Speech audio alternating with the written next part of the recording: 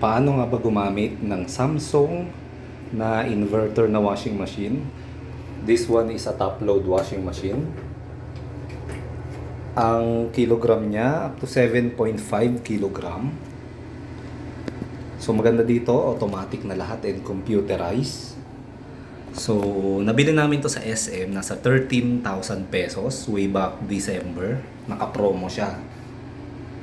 Digital inverter na din siya. So i-on mo siya.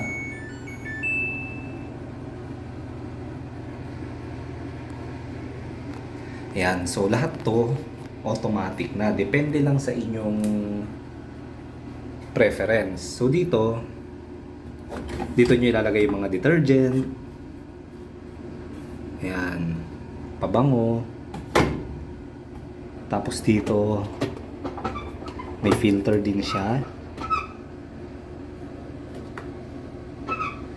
Ayan, bali ito pala is 3-in-1 na to, wash, rinse, and dry. So pwede ito sa setting, sa option nyo. So ang capacity niya pala is 7 kg. And ito yung model niya.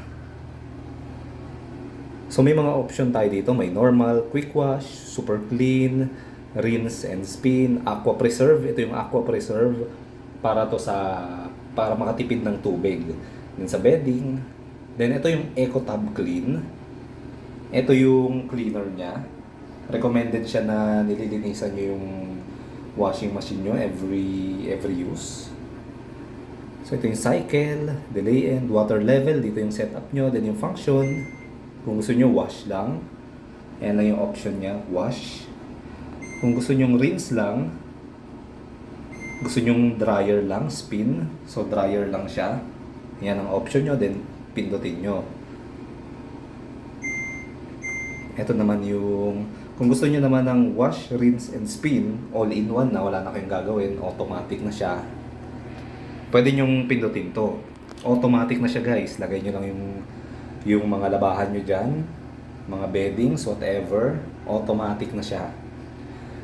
Babanlawan nyo na, sasabunan niya, babanlawan, and then dryer na din. Ang gagawin nyo na lang, wait nyo na lang para isampay. So, ayan. Yan yung settings niya. Water level, dito rin yung option niya. So, madali lang naman siyang gamitin. Dito may dryer na rin siya. Yung socket niya nasa likod.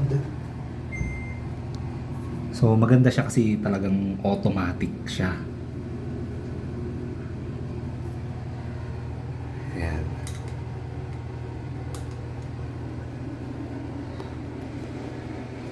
So naka-sale kasi ito. Ang original price niya nasa 18,000. Ngayon nasa 13,000 pesos na lang siya. So yun lang naman. At please comment down below kung gusto niyo masubukan yung actual na paggamit niya. Kasi nung una rin ako, ano lang to, brief explanation kung ano yung system niya, paano siya nag-work. Pero kung gusto niyo ng full step by step na ginagamit siya for drying, washing, please comment para alam ko. So see you soon.